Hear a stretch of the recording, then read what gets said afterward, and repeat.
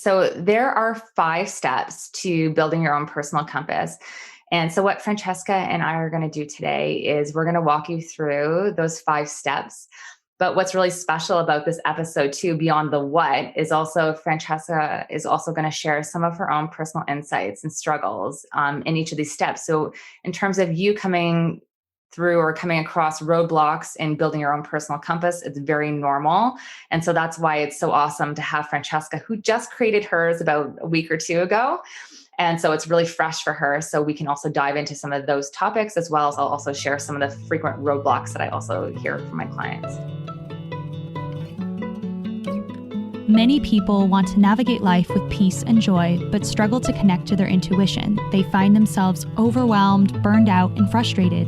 My name is Francesca Phillips, and I'm obsessed with spirituality and psychology and how the two can intersect to help you live a successful and intuitive life. I believe each of us can accomplish amazing things through balance and healthy habits instead of burnout. Consider this your go-to resource for where spiritual wellness and mindful productivity meets practical wisdom. If you're craving positivity and want to know how to find the answers within instead of searching endlessly without, then you're in the right place. Get ready to feel supported and inspired. This is the Good Space Podcast. You're listening to the Good Space Podcast, episode number 34, How to Simplify Your Life with a Personal Compass. Before we dive in, I want to give my warm appreciation to our reviewer of the week, Chantal Ziv, and they say, I love listening to Francesca's podcast because she always asks the right questions and keeps things interesting. She chooses topics that will better help your mental wellness, which is particularly helpful with the challenges happening in our world. If you're looking for information to add to your life and wellness is important to you, this is it. Chantal Ziv, thank you so much for such a wonderful review. I'm so glad that you have found our episodes helpful and that you're listening and taking things away. And I'm just so appreciative that you took the time to let us know how we're doing. So thank you, thank you, thank you. If you want to be highlighted in an upcoming episode and help further the mission of the Good Space, make sure to subscribe and give us a review on Apple Podcasts so I can then highlight your review in an upcoming episode. It only takes a minute. You can pause the episode and come right back. Make sure to screenshot this episode on your phone and tag us on your Instagram story at @FindYourGoodSpace, #TheGoodSpace, to let me know that you're joining in today, as you know that I love to share those screenshots on our stories too. Listen, I'm not afraid to be honest here. A lot of people struggle with feeling overwhelmed and burned out, especially at the end of the year. The number one question I'm asked is, how do I know what to focus on? Or how can I simplify my life more and feel more peace? Look no further, my friend. In February, the Good Space is hosting an event with Dr. Amanda Tobe to help you create your own personal compass, which will make clear when to say no, what feels right to say yes to, and how to be truly intentional. This is such a gift, knowing what's worth saying no to and just simplifying the heck out of your life, knowing what's in alignment and going hard on the things that truly feel aligned to your soul. This will be a more personalized, community-based process that expands on what you'll learn in today's podcast episode. So if you find your head nodding yes, and you're like, yes, I want to simplify, I want to clarify, and move forward with intention and action and just faith, then click on the link in our show notes now to get the deets. All right, here we go. Welcome to the Good Space Podcast. We are in a new year, and I am so excited to bring back on a guest that we had last year, Dr. Amanda Tobe.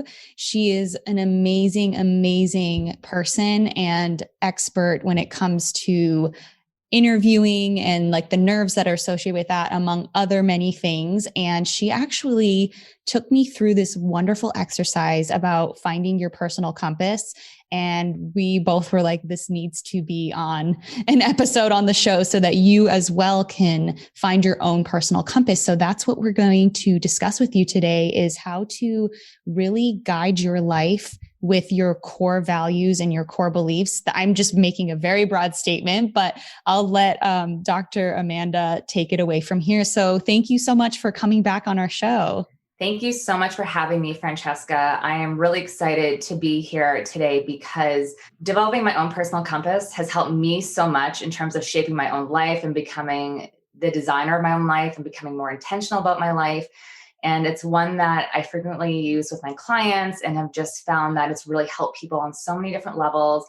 And so, yeah, it's a real pleasure to be here today and to be speaking with you about this in terms of how to create this. And so really that is our goal today on this episode, is to really get into the how behind this personal compass so that you at home can create, it's almost like your own DIY episode, right, Francesca? Yes, absolutely. It's like a DIY in terms of, so you can leave with the tools today, you can leave with the questions today, you can pause us as you need to, so you can come back and review this and create your own very personal compass. I love that. So what is a personal compass? So let's first think about what a compass is. So a compass is an instrument that has a magnet built into it. And it tells us that if we are in certain directions, if we're on the path, if we're off path. And so it also leads us, obviously true north is also the point in terms of the compass. And so you can think of our own true north as also kind of getting clear on our own heart and our own intentions about how we want to feel. So that's really a key piece of it. So now if we think about the personal compass, so a personal compass is just that as well. It is a tool that is used to help you gain clarity in terms of how you want to feel in your life, how you feel when you're at your best, and to really bring this tool to life in a way that is going to guide you back on track if you kind of get off track. It's going to help you with focusing and leading you in the direction of your goal. So it kind of creates alignment on many different levels. It's great. And we're all about making things practical at the Good Space. So this is perfect. And it really is a way to grab something that seems more intangible, like emotion, or just like you said, what's your true north, and making it like an actual thing that you can use in your life. So I really appreciate that. And I'm excited for, whoever's listening to do this for themselves. So why is it important to have a personal compass? So as I was just mentioning, why I think it's so important is because it really helps us to discover what we are about, how we want to get to what we're about. So helps us really understand our ideal selves and how, again, when we're feeling at our best. And so if we kind of take that then and break it down into more concrete, tangible outcomes, it helps us really with simplification. So it helps us with simplifying our lives, because we know, and I think one of the lessons that COVID-19 has taught so many of us is that we can't do it all. And so we really need to get more clear in terms of what is it that we want to focus on. And so obviously health has been a number one priority for most of us around the world, right? So I'd say for everyone around the world. Second thing is it really helps, again, with alignment. So it really helps you to create some intentions around your days and your weeks and your month and your year, so that you're kind of marching in the same direction. You're not doing all these different things and you're feeling scattered and you're kind of feeling you're going through the motions of life. That's often what I hear from people who are doing this exercise beforehand, is like they're just going through the motions of life. It's just another day, and it's not really focusing them in terms of how they want to feel and what is it that they want to accomplish in a day that leads them to feel really great at the end of the day. The third thing would be setting goals. It really helps with setting goals and also relates to the fourth outcome, which is decision-making. In both of these, setting goals and decision-making, this compass is also really helpful in people being able to determine what things they want to say yes and no to. So we were just talking about not being able to do it all. So I use this compass for myself, even in deciding, do I want to do another podcast? Do I want to say yes to certain writing assignments? Where do I want to take some of my organizational work over this next year? So even for myself, over this last month, I've been giving a lot of thought to how do I want to redirect my own compass? A lot has changed over the year, and I've reviewed mine at multiple points throughout the year, but still it's important to think about, how do I want to refocus my energy and my time? And then the fifth one, actually, I was just going to mention also, is this idea around heart-brain connection. And this is an idea that, and this is actually, there's a lot of science behind heart-brain connection, but I'm really interested in this, in helping people kind of disentangle the two. And how can we help strengthen the communication channel between our hearts and our brains, and also how to leave the ego aside a lot of the times in our lives. And so why I think this exercise is so good for fostering that heart-brain connection is because you're really using that internal magnet that to be your gravitational pull and guiding you towards certain words you're going to see in in a number of minutes that will talk about, this exercise, and there's certain words that you use to kind of get clear on how you want to feel. So anyways, that's just and there's a number of outcomes, but that's just to name a few of them. It's great. And just to clarify for someone listening, the exercise is you find words that really resonate with your heart. I'm oversimplifying it. We'll walk you through the actual process, but essentially you find these words that really resonate with where you are right now, where you want to go, what really connects. And then you use that as your guiding light throughout the year, or even just every quarter. I think you said you can readjust these and revisit them to see if any of them have changed. And so, when you took me through it, I definitely was in a stage of my life and still kind of am where I'm like, okay, I need to simplify. I need to really strip down what doesn't make sense for me. And it literally came at the perfect time. So I feel like you were inspired to be like, hey, can we do this exercise? And I'm like, yeah, let's do it. So just a lot of good things that come from it. So I'm thinking of people who are like intellectuals or like in different stages of their life. Like, who is this exercise for? I love that you asked that question, because one of the things that gets me so excited when I talk about this exercise is that I'm such a firm believer that this tool really is for everyone. So I've used it with new moms. So some people might say, oh, I'm too busy to do something like this. And well, in fact, sometimes you might need that the most, because it just really, again, helps you to simplify. So with new moms, with people who are looking to make career moves, this can be a really good timely one for that. Also, in light of this pandemic and everything that everyone's been going through this past year, it's really been helpful for people who are feeling just out of flow. They're feeling overwhelmed. They're feeling stressed. I'm sure a lot of people listening to the episode can relate to that. We're experiencing, skyrocketing levels of stress and anxiety and depression and things like that. So I would say it's really for anyone who is looking to also level up, and anyone who is looking to become more intentional about how they want to live their life. And the other thing I just want to comment on also is that I've used this with both men and women, because I think that sometimes there would be this assumption that this is only for women, because it is a bit more of like an emotional type of task. But I've actually used it with men of all different backgrounds and experiences, from entrepreneurs to graduate students. And I've just found that it doesn't matter what, as long as you come into this experience and this exercise with a level of openness and with an open heart, I think that is the number one kind of determinant of success with this exercise. And it's also usability afterwards. How did you build this exercise? How I built this exercise was actually kind of a happy accident, as many things are. And as I've talked about in a previous episode with you, I was on my second mat leave with my second daughter and was asking myself the bigger questions around, am I doing what I'm passionate about? And I kept coming back to this word passion. And I was like, I don't feel passionate about things in terms of my work, and I want to feel passionate. And so one of my my old former bosses at the time, recommended that I check out Danielle Laporte's work.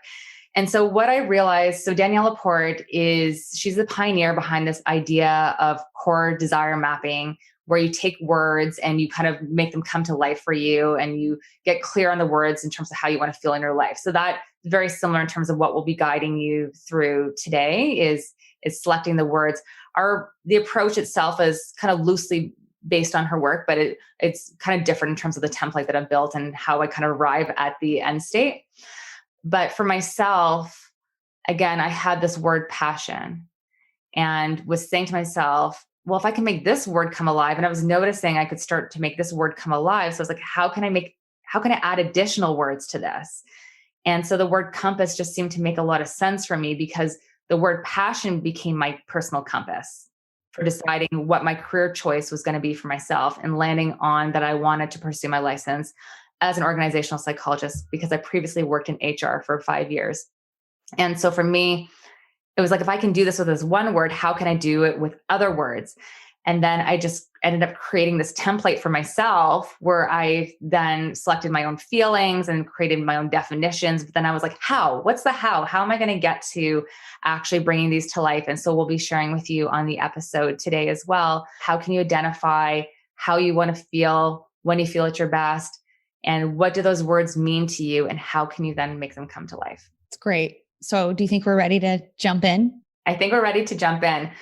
Okay, in order to do this exercise successfully, we recommend that you download a PDF that we created. It will be linked in the show notes. And also make sure you have a pen and paper, an open heart. Don't use your head. That is probably the hardest thing for me, was not letting my brain take over my answers. So in that PDF, we'll have the list of feelings that you will choose from. There will also be a fillable template where you pick your responses and fill in. We'll explain it later, but essentially you need that document. And then keep listening to this episode. We're going to guide you through it, and just some time. Give yourself about an hour, hour and a half, I would say. And then, yeah, if you want to add anything to that. Yeah, no, I think that that's a pretty good list. I guess all of the materials will be listed on the show notes. And so everything will be accessible. But I think what's helpful is to go on to the show notes. First of all, download everything, get yourself prepared, then kind of sink into this episode and pretend like you're joining in on the conversation. Yep, that's great. All right. Do you want to go ahead and guide us through? Sure. So there are 5 steps to building your own personal compass. And so what Francesca and I are going to do today is we're going to walk you through those 5 steps.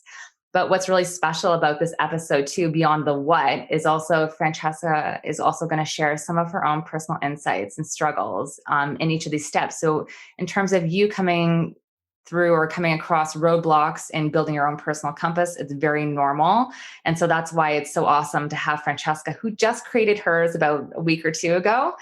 And so it's really fresh for her. So we can also dive into some of those topics, as well as I'll also share some of the frequent roadblocks that I also hear from my clients.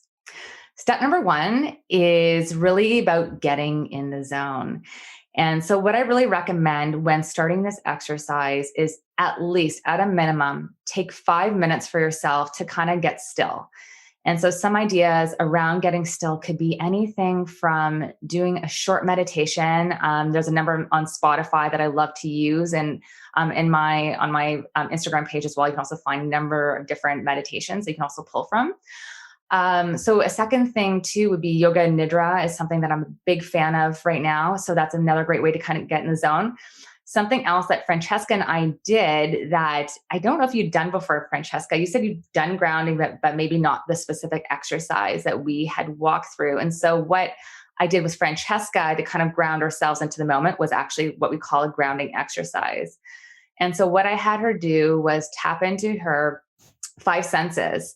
And so what we did is we both closed our eyes, and I asked her to tell me 5 things that she saw in her room, 5 things that she was hearing or smelling or tasting or feeling. So feeling can be anything from feeling the chair beneath you to feeling tension between your eyebrows. So it could be anything from physiological to actually kind of real kind of touches that you're feeling on yourself from other objects.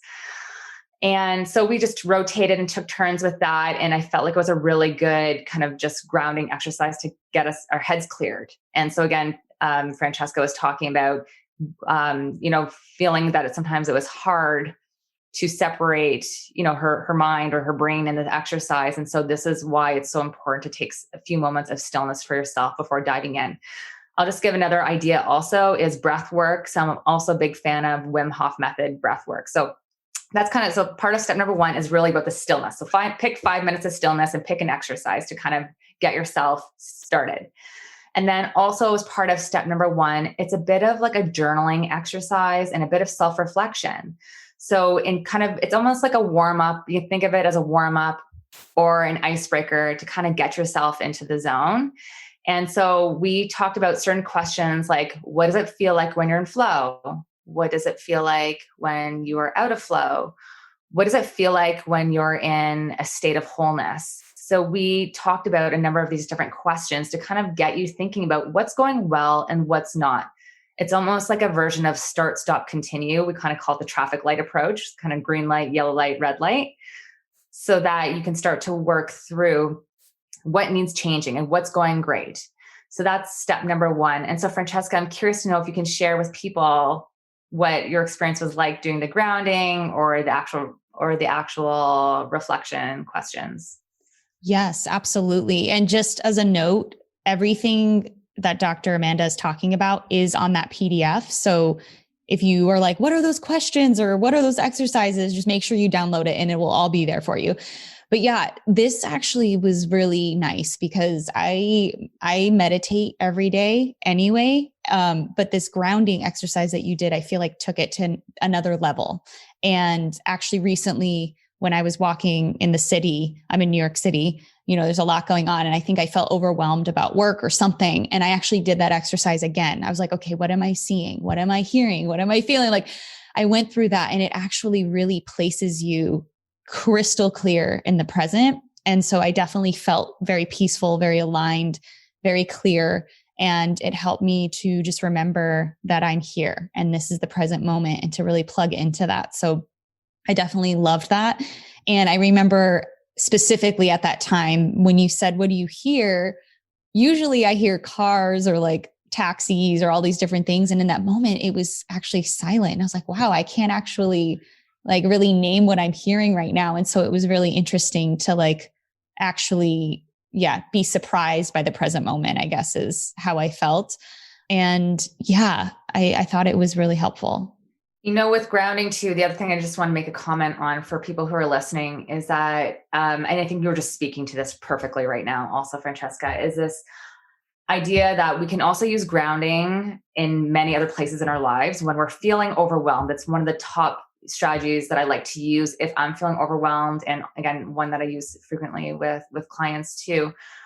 But even with public speaking, for example, we talked about one of the things or the areas that I specialize in is public speaking anxiety. And so again, if anyone's listening to this struggles with performance anxiety, it's a really great way to take you from a 10 out of 10 in terms of the anxiety scale. And it kind of brings you down a few notches, because what it does, it's almost like a thought distractor, because you can't think about how anxious you are or how overwhelmed you are and be also thinking about being in the present moment. Yep. I love that. And then I know the question. So when do you feel in flow? When do you feel out of flow? And the wholeness? What was the question about being whole? So the question was, what do you feel like when you're in a state of wholeness? And so it was like, what does it feel like when your body and your mind and your soul are all in flow? Like when you think of those really good days, you're like, yeah, today was an awesome day.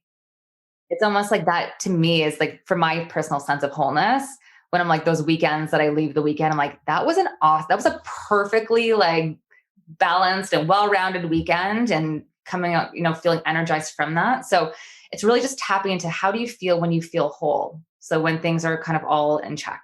Yes. And I really appreciated that question, because to me, I was like, oh, I know what it feels like when I'm in flow, when I'm out of flow. But to me, wholeness is like a whole, it encompasses everything. And I can name like certain times where I did feel that, where I just felt good and like everything felt aligned. But then I realized, oh, I actually don't remember when I felt that way more recently. And so it really got me thinking, okay, how can I fix that? Or how can I realign? And so I think that question for me really set me up very well to do the exercise. Yeah. And actually, you bring up another good point, Francesca, which is in this first step. It's also to think about specific times if you can. Try to think about some times in the last month, not just the last day or the last week, because really our minds are primed that way, where we're going to think about the most recent stressful events or what's happening to us right now. So it's really important just to kind of sink into and thinking through the past, week, the past months, and really kind of getting clear on when were things going really well for you, and when they weren't as strong, or when you didn't feel as healthy, for example. Yeah. And the beautiful thing is that state of being doesn't have to be an accident, or doesn't have to be every once in a while. And I think this is where like I definitely want to get better, is like making it an intentional, purposeful thing. I want to figure out, how do I feel that way, and how can I feel that way more often? And so hopefully this helps people who are listening as well to do that for themselves, to make it more intentional and to not just have it be an accident. Yes, absolutely. And so we're going to talk about towards the end of the episode in terms of how to integrate it. That's step number 5. So why don't we head into step number 2? Okay. So the second step in building your personal compass is to create your list of feelings. And so with this step, what you want to do is, in the materials on the podcast show notes, there will be a link there to a list of words, and it's going to be probably over 100 words, something like that. And all that you're required to do in this step is to look over the words and to write any down, or if you're printing something off, you can just circle it or highlight it. But write down any word that you're feeling a natural gravitational pull towards. And you're also, again, tapping on those previous reflection questions in terms of like, what do you feel like when you feel at your best, and what do you feel kind of void of right now? So it's both like thinking through what are the things that I might need some changing on, but what are the things that I do already right now that make me feel really good? So just kind of like writing down words, these feelings that are very transformative, deep-seated feelings. And so I think it's helpful to probably give some examples here of feelings, because they're not, I'm sure people listening to this are thinking, is it like sad, happy, angry? So we're not talking about the universal set of feelings here. We're talking about very, again, deep-seated, transformative types of feelings. And so some examples of those would be daring, anchored, restored, energized, masterful, could be playful, silly even.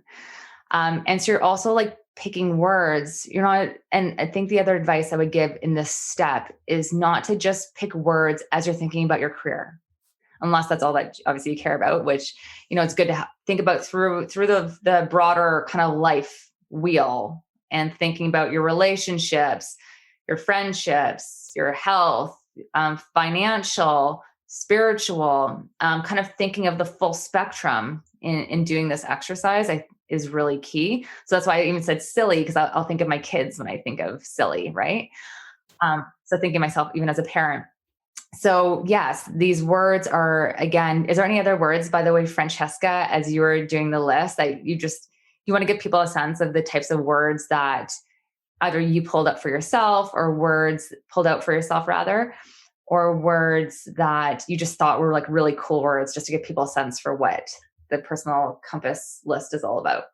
Yeah, I mean, we can definitely, because I know that's one of the next steps is like whittling it down. But it was cool because when you had me circle the feelings or the words that I was gravitated towards, I know you just said to go for it. And so the ones that seemed really cool to me were like fierce, knowledgeable, adventurous, unhinged was interesting. I don't think I circled that, but I was like, ooh, that's an interesting word.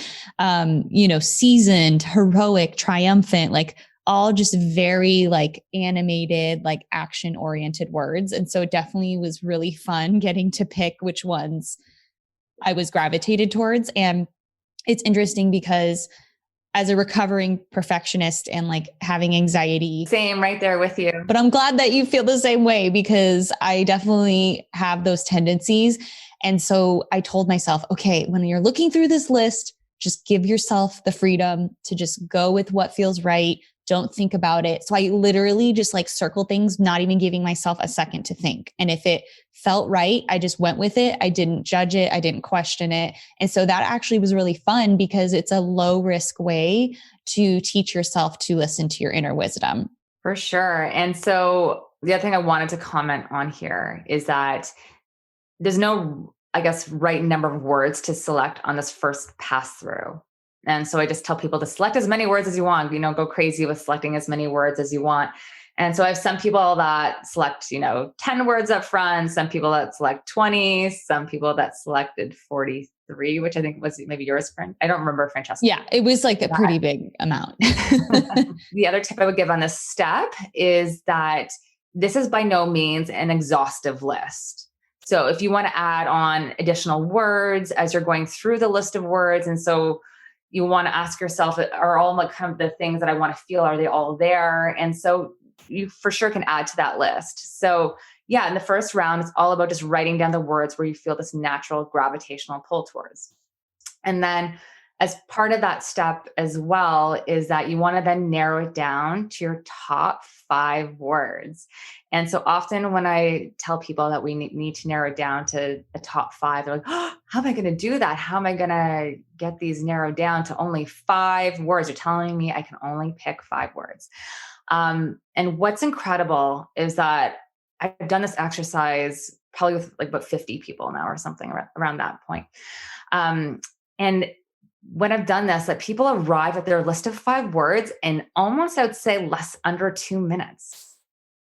And it's a really quick process. But what I recommend when you're also going through this list of words is look for overlapping themes. So when I have that list, so for example, with Francesca, she had 43, and looking for some overlapping themes. So recently I've also been relooking at my own personal compass, and just to give you a sense, some of the words, you can see the overlap. I'm going to tell you the words first, but they were words such as buzzing, radiant, luminous, ignited. So you can probably see there's some kind of like light in there. There's some kind of lightness and light that's involved in that, and some kind of radiance of being outwards, or some kind of feelings of being excited in there. And so I've kind of like grouped those together. So amongst that group, then I would pick maybe one of the words that I felt most drawn to. Yeah, that's great. And you're right. It's surprisingly easy if you just let yourself go with what you're drawn to. They kind of pop up as the most important ones. And I think so out of the 43, I underlined 13 words because I was like, I can't do 5 right now. So I underlined 13, and then I went back and I circled the top 5 out of those 13.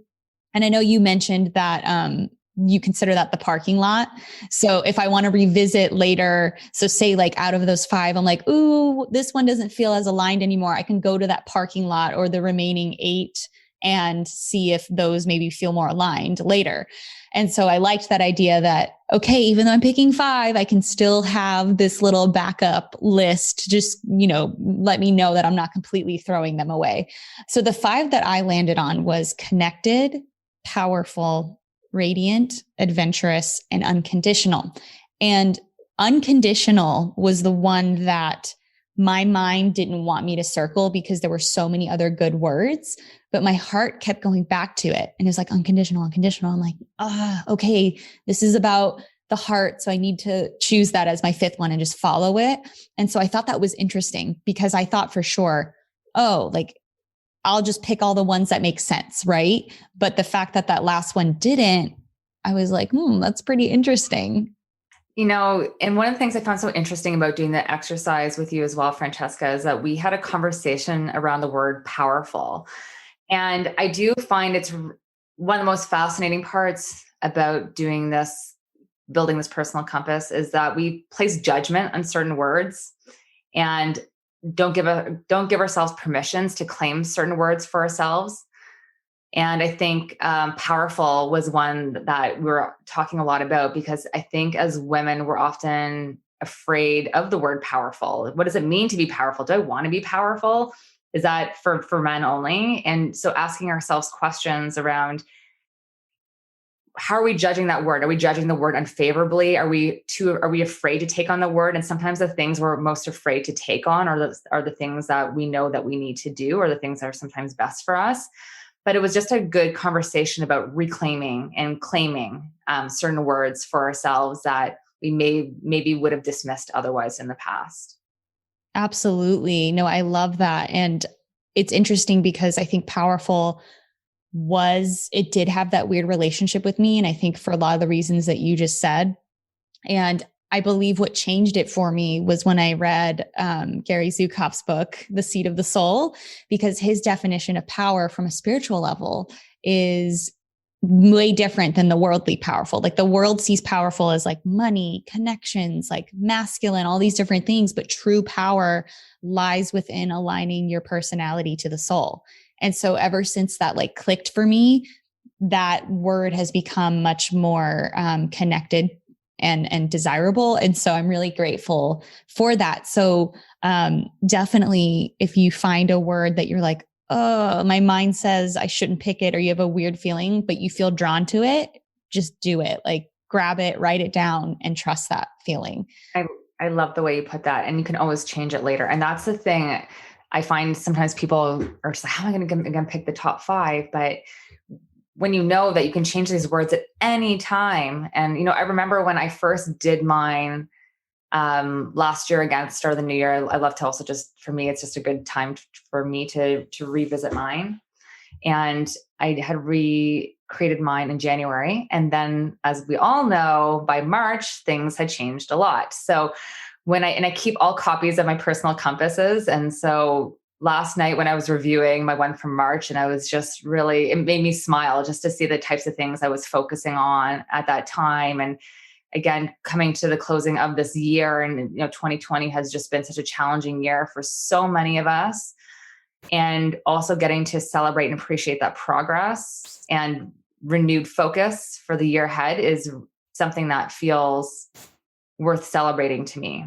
Yeah, that's so great. So at this point, if you want to take a pause and you have your download in front of you and you want to go ahead and just pick all the words that feel good to you, that you're drawn to, and then whittle it down to 5. And then once you're done, you can hit play and we'll go on to the next step. I want to take a quick pause for a second and ask if you've ever heard people talking about being the designers, authors, or leaders of their own life and wonder how they did it. I know I have. It sounds great, right? Getting to design and create and lead your own life, but a lot of times those can be filler words. What does that actually mean in practice? And what can I do to make that a reality? The biggest way that people become the designers, authors, and leaders of their own life is because they're intentional about how they want to feel and they have the tools to do it. They know the habits that will help them feel their best. And while they have to-do lists, like most of us do, they also know what is on their not to-do list, which is super important. So that is why Dr. Amanda Tobe and I want to help you become the designer of your own life too, and share with you an experiential way to create your own personal compass with a workshop that we're putting on February 20th. And if you're enjoying what we're talking about on today's podcast and want to create your own compass, but do it with the guidance of myself and Amanda and with a small group of awesome people, this is for you. Through getting clear on how you want to feel in your life, you will learn to simplify your life, which is what we all want, right? We want to simplify. So in this workshop, you'll learn to focus on what's important and do more of what makes you feel good and less of what doesn't fill your cup. If this sounds like something you want support with, then come and join our next workshop beginning February 20th. Link with more details is in our bio. I hope to see you there. So the final step after you pick the top 5 words is that you then want to pick your top single word, where you're going to kind of put the core word, the center word, where you're going to put your other 4 words around. And if you've downloaded the PDF, you'll already see the core feeling in the middle, and then you'll see the 4 other feelings on the perimeter of it. And so that becomes your center word. And so we're going to next talk about in step number 3, which is writing definitions for each of the 5 feelings that you've selected. So step 3 is really defining what these feelings mean to you, because words like daring or energized or even healthy, let's take the word healthy, mean really different things to different people. And so I'm not looking for a Webster's dictionary definition of energized here or any of the feelings that you've picked. It's really defining what it means to you. And it doesn't have to be in pretty, perfect language. It doesn't have to be something that we're judging our words and has to be super creative. And, I just want you to write down what it means to you. Just get it out. Just write it down what it means to you. So again, if we come back to that word energized. So for me, it's about bringing light and positivity to my work. For me, it's also about mindfulness and being mindful of my energy and being able to dig deep for my energy sometimes when I need it, when I'm feeling a bit depleted. For me, it's also about empathetic parenting. So it's also about bringing my energy to my kids and being able to wanting to be aligned with their energy. So you can see how it can really be, you can take the definition anywhere that you want. And that's also where in this step, where you might find that you're going to be tapping into a lot of those other feelings that didn't quite make the short list. So you might be capturing some of those in the parking lot, some of the other words that you've written down on your page on the initial first step. So you might also see that be expressed in the step here. So I'm curious, Francesca, with your experience in writing your definitions, because part of Francesca's homework exercise was to take away the compass after we had created the initial one. And then she wrote some definitions afterwards too. Yeah, I keep coming back to powerful.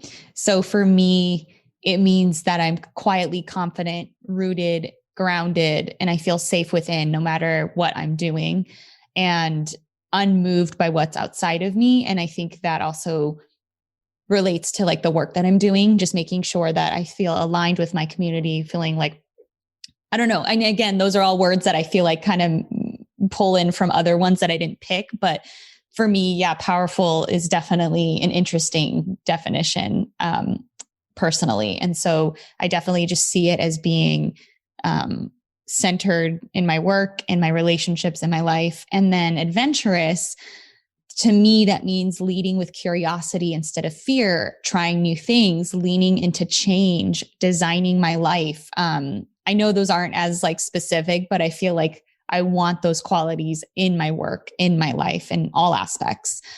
Even with health, like trying new things or leaning into changes maybe that I need to make. And those are really fun to think about. And can I ask you a question, Francesca, about unconditional? Because you mentioned that that was one that was really hard for you. And if you're willing to share, I was just curious to know what your definition of unconditional means. Is it about yourself? Is it about other people? Where can you share with people where that came from?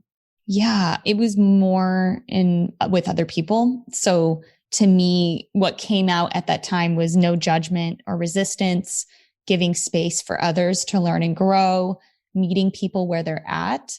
I feel like resistance especially has been a hard one for me because the perfectionism part of me wants to have control and like know that, okay, everything's going to be A, B, C, and D. And like, it's so funny because I'm a creative, but at the same time, I have that other side of me. And so I feel like unconditional to me was just letting things fall where they may and not forcing it to be any different. You know what I mean? Oh, I love that. And is part of it empathy for you too? Is part of it compassion for, again, for people, other people and yourself?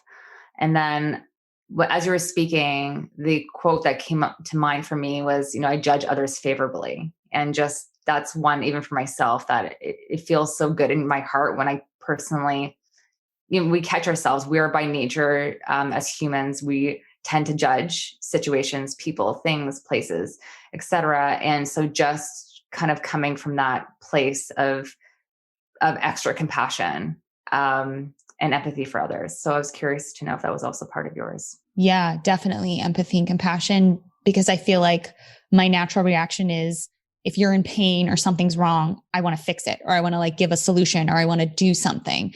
And so I feel like recognizing that that's part of the human experience and not there, like, I don't need to jump into action and have a solution every time. I can just be compassionate for what you're feeling and empathetic towards that. And, sometimes that's enough. And I think I put so much pressure to solve things, if that makes sense. Yeah, no, it makes a lot of sense. And it's almost like elements of surrendering is also what I would say, what I'm hearing when you're speaking. Okay. So I think we're ready for the fourth step. So the fourth step in building your personal compass is really the fun step. It's really about how, actually, they're all fun steps, aren't they, Francesca? But yeah, the fourth step is really about how do you bring your feelings to life? So it's what I call the how step.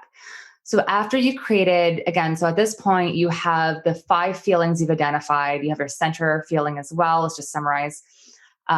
You also at this point would have 5 definitions created for each of the 5 feelings. So this step again is all on the how, and on the PDF. If you have it open right now and you're using it, you'll see that we have there's an examples item on that PDF. And so what you would do is go through and actually bring now that feeling to life. So when we're talking about, for example, I'll go back to energized. So when you want to feel energized, how can you bring this one to life? How can you feel energized on a daily basis? So I'll share some examples for myself. So for me, energize is one I actually had in last year's compass. And I think it'll probably be actually one that's maybe my only one that's going to follow through to next year's compass. But it's about, for me, walking. It's about meditations daily. It's about creating daily intentions for myself. It is around what I call exercise snacks. I take these like 2-minute kind of breaks throughout the day and just do something high energy, whether it's running knees or high knees or plank jacks or something like that, something just to kind of get my energy levels up. For me, it's also about check-ins throughout the day and asking myself, how am I doing? What do I need right now? So that's also a huge part of it. And then for me, it's also about trying to be creative with my kids and being silly and being playful with them and coming down to their level when we're playing. So we meet each other eye to eye. So for me, those were some of the parts of Energize that I chose in terms of my examples of how I would bring it to life.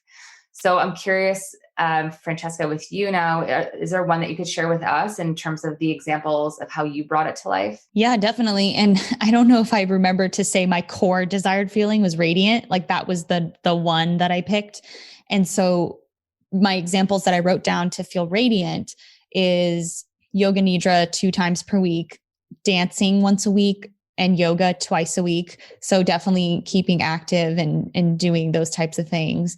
Listening to music every day. I feel like my history has been so deeply rooted in it just my whole life. And, I worked in the music industry for 6.5 years, and there's something that music does for me. And I haven't really given it the attention that I want to. And so that definitely helps me feel like in a higher state. Writing every day. When I write, I literally feel radiant. Like I feel aligned and connected and just on another level.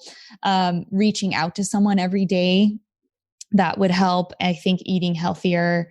I know I could get more specific with those things, but that's initially what came to mind. One thing that I would also want to share here as well is that it's okay if there's overlap amongst your 5 feelings that you've picked in terms of the activities that you've picked. So for example, you might have meditation be under a few of the different feelings, and that's okay. In fact, what that overlap tells you is that that's probably a non-negotiable for you. And so for me, we've talked about walking before and meditations. And so I often find that those 2 I'll find under multiple feelings. And I rarely miss a day of walking, even with our cold winters here in Toronto or rainy days, you name it. I might miss 5 days of the whole year. For me, that is what makes me feel alive. And so it's also important to take note. I think we like to, as humans, we like to compartmentalize things and assign categories and put boxes around things and be like, wait, I already have it here. And that's totally okay if you have an example that's captured under more than one of the feelings here. And the second thing that Francesca also highlighted in her example was around the idea of assigning frequencies. So what I recommend when you first do the first run through of assigning the hows and the examples, just get them down first. So just write down meditation, just write down yoga or whatever it is, eating healthy, having smoothies. And then later write down, I want to have at least 3 green smoothies a week. I want to do at least 3 meditations or 2 meditations a week. So setting realistic goals. So that's also where the goal setting piece comes in when we talked about in the beginning of the episode, and we're talking about some of the outcomes. That's also where this comes in, is when you're assigning frequencies for what is realistic for you. Oftentimes when I do this with clients, I'll review their drafts and it will say, every single day I'm going to do this and every single day I'm going to do that. And it's great to have, like, let's say 1 to 2 non-negotiables, probably max 3. But for the most part, you have to also be realistic and with yourself, and to say, where am I at now in terms of am I doing any of this even once a week? So maybe making it once a week and then gradually working your way up. Yeah, that's great. I love that. Because then it becomes a habit eventually as you increase it. And then I feel like it becomes automatic. Like my morning routine is a non-negotiable. And in that morning routine is meditation and writing. So I feel like for me, that's okay, you just keep doing it. But then, with the writing, there's different kinds, right? So I can do stream of consciousness, I can do creative writing, I can write my book. So I think for me, it would be picking the kind of writing that makes me feel that way and then just do that more often. So I'm excited to start using those examples in my life. I also like that you mentioned, okay, so how are you going to visit them every day? Your 5 words, like, how are you going to see them? And so I decided that I wanted to write them either on a Post-it and put it on my laptop. So like my MacBook Pro has like a little square to the left of the trackpad. And I feel like since I'm always on my laptop, that's probably going to be the best spot. Either that, or I'll print it out nicely and just put it on my desk somewhere. So I think for me, that's going to be the most powerful way to use these words, is to see them every day. And it's the same with goals. Like, I believe if you're not actively reviewing or seeing something, it's so easy to just put it in a drawer, tuck it away, and never revisit it again. But I think, by reading them every day, it will help me remember what values I hold and what my goal and my focus and my North Star is for that quarter or whatever. And so I'm excited to see how that works. That was a perfect segue into the 5th step, which is all about how do you integrate this personal compass now into your life? Because if you put it away into a drawer, and like Francesca was just saying, if it's not visible to you on a weekly, daily basis, then it's really not going to be something you're going to focus on or put much intention behind. So I'll share some ideas for how to keep that kind of top of mind for you, and also how to integrate it into your life. So one of the things, just as Francesca was saying, is that I like to have it in a place where I can see it, but then I then use it to make decisions. So I make, whether it's decisions about where I want to go, for example, on the weekend, or different goals of mine that I want to say yes and no to. Making decisions about where I want to focus my energy. As I've mentioned, in the new year, I'm putting a lot of thought right now around where I want to place that energy, and in realizing I can't do it all.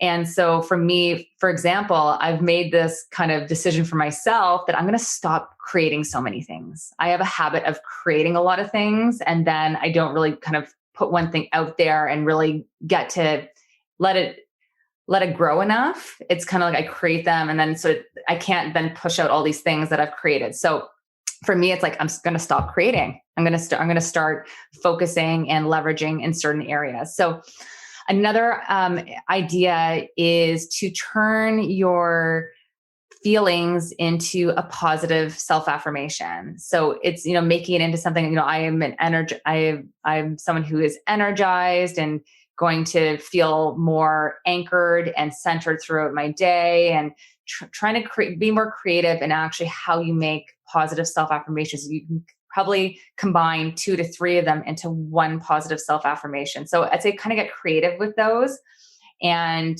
try to create at least 3, let's say 3 self-affirmations out of the 5 feelings that you've picked. So you can review those also.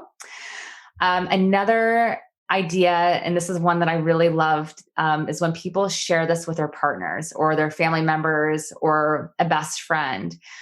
And one of the best ways to hold yourself accountable, we know with goal setting, is when you share your intentions and your goals with other people.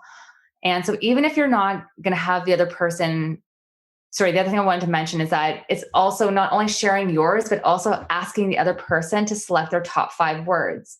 And even if the other person doesn't want to go through the process of doing the whole exercise, let's say that they don't want to do all the definitions and everything, even just having someone go through and pick their top 5 words can really tell you a lot about where they want to focus their energy and their time. So one thing I did with my husband, actually, when we were having a date night earlier this year, is I pulled up the list of feelings on my phone, and I said to him, what would be your top 5 feelings? And so we just sat there, and he picked his top 5, and then, I was sharing with him my top 5. And it was just really nice to have that moment of being able to share with each other what we want to work towards, so that I can also support him better in his personal goals and in his own personal needs as well. And another idea too is to put this into your calendar on a quarterly basis. So just put it in your calendar right now, so you know that you're going to be reviewing it, again, so quarterly, so throughout the year, and it's already in your calendar, so you know it's coming up. So make it into a bit of a ritual for yourself. So yeah, there's so many different ways that you can bring this personal compass to life. And for me, a lot of my clients know I'm a big fan of whiteboards. So I have many whiteboards in my house. I have 3 of them. And so I try to, there's one right by my desk. And so I put it right up where I can see it. So I kind of know it even actually helps me, for example, in branding myself. So when I'm entering into, when I'm speaking with new clients, or doesn't matter if it's clients or I'm responding to a customer service email or something, it doesn't matter what it is. It's like I build that also into my brand. So I'm also trying to bring it into other areas of my life. And it's almost like I can see the 5 words all the time. So I know at the end of the day, how do I want to feel? What's the measure of success in a day for me? And it comes back to those 5 feelings. Oh, it's so great. It's so inspiring. There really is a lot of amazing ways that you can use these words. And I love that you said when you are making a decision to consult with those words and make sure that it's in line with that. And that is definitely something I can't wait to do in the new year. And as I'm trying to figure out what to strip away or what to focus on. So yeah, it's just really wonderful. And if you're listening and have gone through this exercise, we would love to hear the 5 words that you ended up landing on. So in the show notes, it'll link to the blog post. That's the show notes. And in the comments, if you can leave your words, we would love to see what it is that you pick, because I think it would be so fascinating to see the mixture of like different words for everyone. Absolutely. I'd love to see the words as well. And to hear any new ideas that you have as well around how did you bring these to life? How did you integrate these? Pictures of your whiteboards. It'd be really fun to see the different ways that you've integrated it also, so we can all learn from that experience as well. Yeah. And if you want to see Dr. Amanda's whiteboards, she often posts them on her stories on Instagram. So make sure you follow her. I so want some too, but we live in a 1-bedroom apartment in New York City. So it's kind of, wall space is very like valuable. But once we get more, I definitely want to do the same thing. So super fun. Now it's time for an affirmation. I am the designer of my life and focus on feeling good in every moment.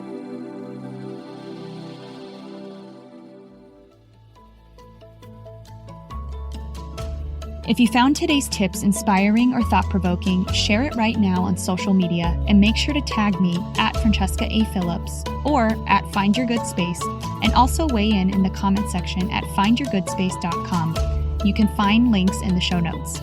And if you have a spiritual or mindfulness problem that you want me to unpack on an upcoming The Good Space episode, or an awesome manifesting story you want to share, give my podcast phone line a ring right now at 917-719-0867. Also, don't forget to download my free morning routine guide. It's what helped me reduce my anxiety, increase productivity, and so much more. The link to everything I mentioned is in the show notes. See you soon.